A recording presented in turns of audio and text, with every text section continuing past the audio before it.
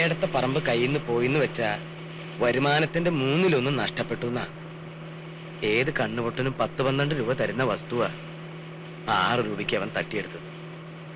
പോട്ടെ വാഴരെ, അങ്ങനെ നഷ്ടപ്പെട്ടത് എന്തെല്ലാം ഉണ്ട്. വാഴരെ, ഞാൻ എന്താണോ ഇങ്ങനെ ആയിപ്പോയത്? താൻ ചിന്തിച്ചിട്ടുണ്ടോ അത്? ചിന്തിച്ചിട്ട് ഒരു എത്തും പിടിയും കിട്ടാത്ത കാര്യ. ആ തലവര, അല്ലാതെ എന്താ ഞാൻ പറയാ. എന്നാ ഇനി ചിന്തിച്ച് ഞാൻ പ്രയാസപ്പെടണ്ട. ഞാൻ ഇങ്ങനെ തന്നെയാ. അതെന്താ എന്ന് ചോദിച്ചാ ഞാൻ അങ്ങനെ തന്നെ, അത്ര തന്നെ. ഇതൊന്നും അല്ലാത്തൊരു നീലണ്ടെന്ന് വെച്ചാ അത് മറ്റാരും ആയി പോവും.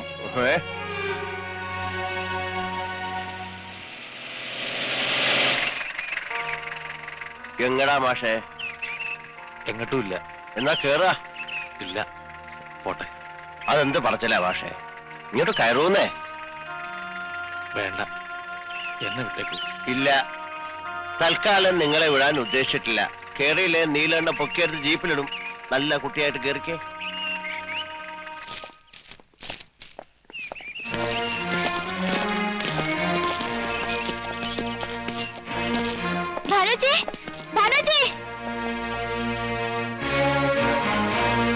മാഷില്ലേ? അർബൻ ബാങ്കിൽ നിന്നാ. Revenue recovery. കൊടുക്കാവുന്ന അവധിയെല്ലാം കഴിഞ്ഞു. ഇനി ജപ്തിയല്ലാതെ ഞങ്ങൾക്ക് വേറെ വഴിയില്ല. ഞങ്ങളോട് സഹകരിക്കണം.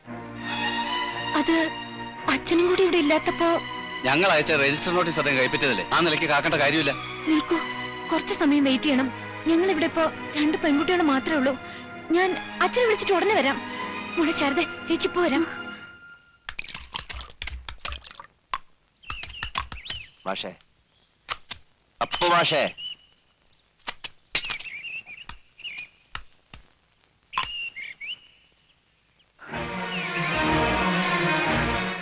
എങ്ങട്ടാ കുട്ടിയെ നട്ടുച്ചയ്ക്ക് വേണ്ടണേ?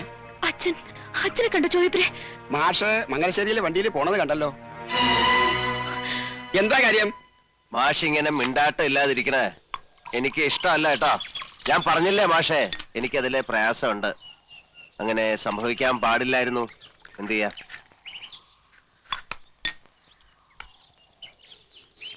പിന്നെ മോളുടെ തീരുമാനം അത് മാറ്റിയെടുക്കാം. അങ്ങനെ ഒരു പിടിവാശിയുണ്ടോ? എന്താ തനിക്ക് മാത്രമേ വാശി പാടുള്ളൂ? അവളൊരു ഗതിയില്ലാത്തവന്റെ മോളായതുകൊണ്ട് നാണവും മാനവും പാടില്ലെന്നാ? എല്ലാം എല്ലാം എത്രയോ കാലമായിട്ട് ഞാൻ എന്റെ മോളെ കുറിച്ച് കണ്ട സ്വപ്നങ്ങൾ മുഴുവൻ ചവിട്ടി അരച്ച് കളഞ്ഞില്ലേ താൻ? എന്നിട്ട് തനിക്ക് എന്ത് കിട്ടിയടോ നീലകണ്ഠ? തന്റെ ധാർഷ്ട്യം അഴിച്ചു മാറ്റി ആ ചെലങ്കയിലെ ഓരോ മണികളും ആ കുട്ടി എത്രയോ വർഷത്തെ കണ്ണീര് കൊണ്ട് ഉരുക്കിയെടുത്തതാണെന്ന് തനിക്കറിയോ? അറിയില്ല. അറിയണമെങ്കിൽ ഇതിനകത്ത് 3 അക്ഷരമുള്ള ഒരു വസ്തു വേണം.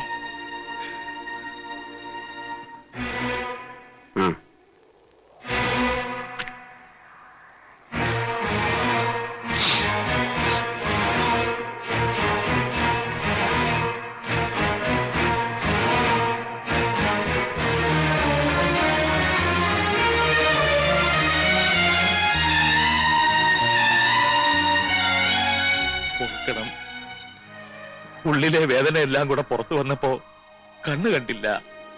പൊറുക്കണം. പക്ഷേ ആശ്വസിപ്പിക്കാൻ പറയേണ്ട നല്ല വാക്കുകളൊന്നും എന്റെ നാക്കിൽ വരില്ല. ഹൃദയമില്ലാത്തവനാ, ദുഷ്ടനാ. പക്ഷേ നിങ്ങളുടെ ഈ കണ്ണീര് എന്റെ ഉള്ളിൽ വീണ് പൊള്ളുന്നുണ്ട്. അതെനിക്ക് നെഞ്ചു കയറി കാണിച്ചു തരാൻ കഴിയില്ല. കുറ്റമേറ്റു പറഞ്ഞും പ്രായച്ചിത്തം ചെയ്തും അനുഭവമില്ല. പക്ഷേ നിങ്ങൾക്ക് വേണ്ടി പറയൂ, ഞാൻ എന്ത് വേണം പറയൂ മാഷേ. ഈ മുഖത്ത് നോക്കി ദേഷ്യം പറയാൻ പോലും എനിക്ക് പറ്റുന്നില്ലല്ലോ ഈശ്വര. മാപ്പു നൽകു മഹാമതേ, മാപ്പു നൽകു ഗുണനിധേ, മാലകറ്റാൻ കനിഞ്ഞാലും ദയാവാരിധേ.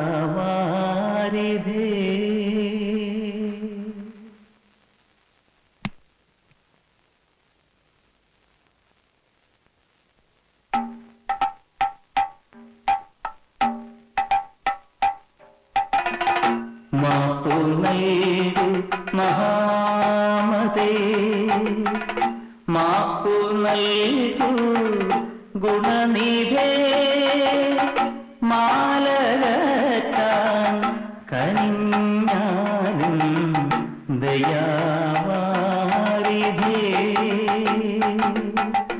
ഉദ്ധതനായി വന്നോരെന്നിൽ കത്തി നിൽക്കുമഹംബോധം വർദ്ധിതമാം വീര്യത്താലെ ഭസ്മമാക്കി ഭവാൻ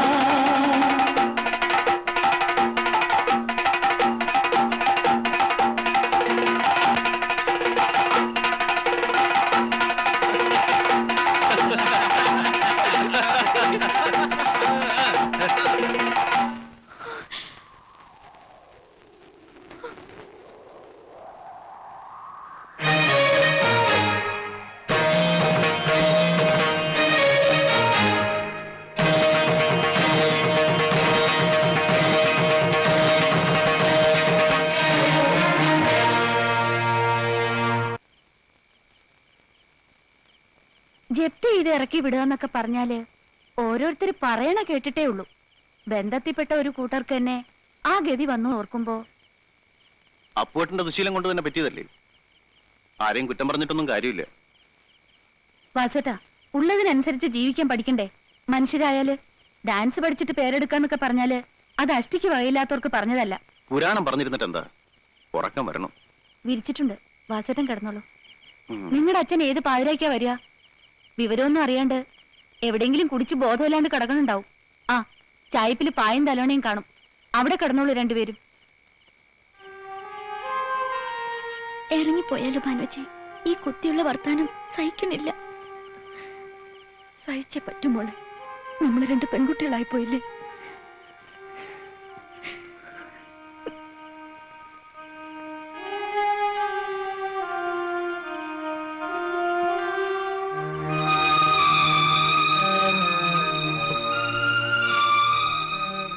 മോളെ, വേണ്ട, ഒന്നും പറയണ്ട. കുറെ കള്ളുടിയന്മാരുടെ നടുവില് സ്വബോധമില്ലാതെ ഒരു കോമാളിയെ എന്റെ അച്ഛനെ കണ്ടപ്പോ തൊലി ഉരിഞ്ഞു പോയി. നാണക്കേടുണ്ട്. എന്താ എന്റെ അച്ഛൻ ഇങ്ങനെയായി പോയത്? മോളെ, ഞാൻ വേണ്ട, കരഞ്ഞ ആളുകളെ ഉണർത്തണ്ട. എന്തോ ഔദാര്യത്തിന്റെ പേരില് ചാരക്കുണ്ടില് നായ്ക്കളെ പോലെ കഴിയണം ഇവിടെ. രാത്രി ഇങ്ങനെ ഇറക്കി വിട്ട പോകാൻ ഇടമില്ല, ഓർത്തോളൂ.